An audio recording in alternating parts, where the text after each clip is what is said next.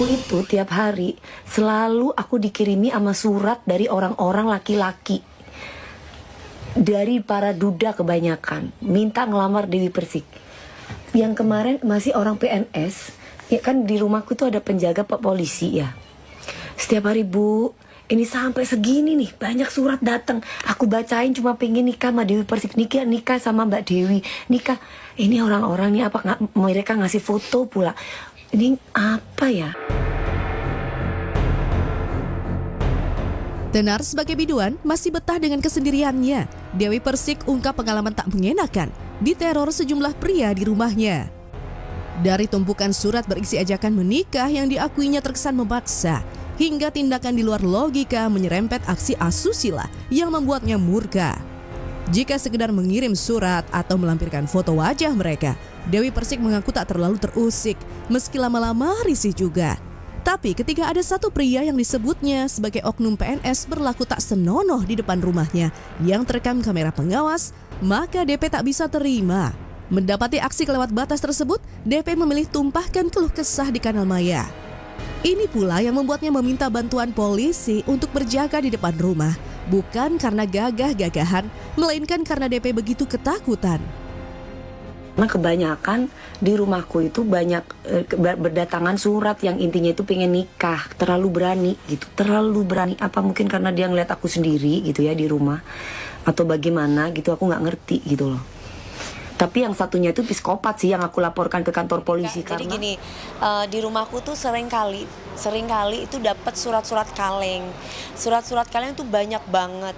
Sampai akhirnya aku memutuskan untuk di rumahku tuh dijaga sama polisi, udah bukan security lagi gitu. Jadi surat-surat itu banyak banget datang. Tapi kebanyakan kalau cuma sekedar pengen nikahin aku, itu masih nggak apa-apa lah. Ada foto-fotonya juga, kasih alamat, itu masih nggak apa-apa. Berarti tandanya mereka normal. Yang nggak normal adalah ketika salah satu dari mereka ini tiba-tiba terobsesi, terus dia mengaku bahwa aku adalah istrinya, sampai menunjukkan kemaluannya itu di pagar rumahku. Nah, itu yang aku tidak bisa terima itu. Lebih dari sekedar risih, DP yang dihantui ketakutan memilih langkah tegas. Tak ingin terus-terusan diusik oleh teror sejumlah pria yang disebutnya kebanyakan para duda.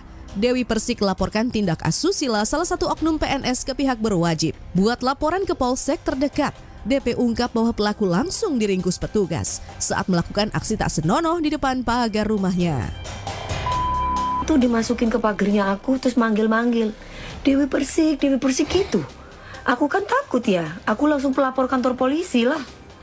Takutnya ada aneh. Oh iya dong, gilingan, itu barangnya dikeluarin. Langsung aku lapor ke kantor polisi, itu PNS, masih PNS. Terus udah gitu langsung dibawa, waktu itu Kapolseknya, waktu itu Pak Agung namanya. Langsung dibawa sama Pak Agung itu, langsung dibawa ke kantor polisi, ke Polsek. Nah, itu sudah sangat nggak sopan, udah sakit. Akhirnya aku melaporkan kepada pihak yang berwajib. Ya waktu itu Kapolseknya masih yang namanya Pak Agung gitu. Aku ke sana, udah gitu orang-orang aku akhirnya ditangkaplah dia dari belakang karena Pak polisinya nggak pakai baju polisi kan, pakai baju biasa. Pak polisinya itu waktu itu kayak jadi tukang sampah gitu loh.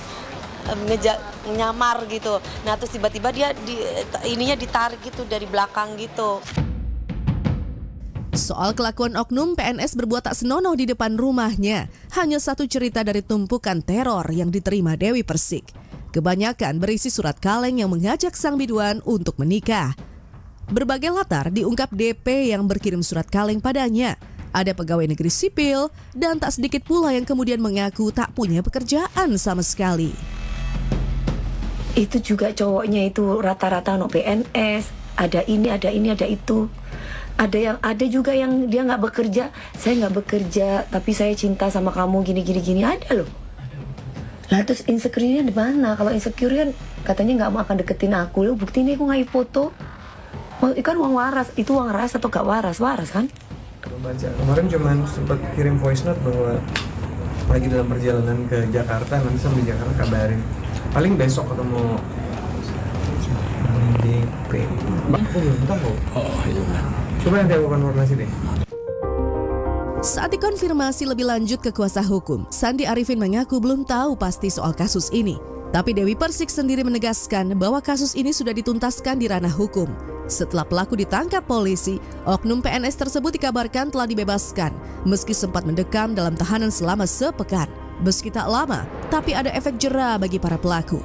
Setidaknya inilah yang dirasakan Dewi Persik ketika tak ada lagi teror, terutama tak ada lagi pria yang berbuat tak senonoh itu datang ke rumahnya. Aku nggak tahu kalau sampai detik kalau katanya sih udah selesai, udah dibebasin, sempat dia dimasukin ke sana sekitar seminggu atau berapa saya nggak tahu gitu, dan udah nggak pernah datang lagi gitu. Alhamdulillah. Iya, jadi itu kan nggak enak ya Mbak gitu, jadi kayak aku merasa takut gitu, apalagi kan aku di rumah kan aku sendiri sama anak-anak aku gitu, jadi nggak enak aja risih.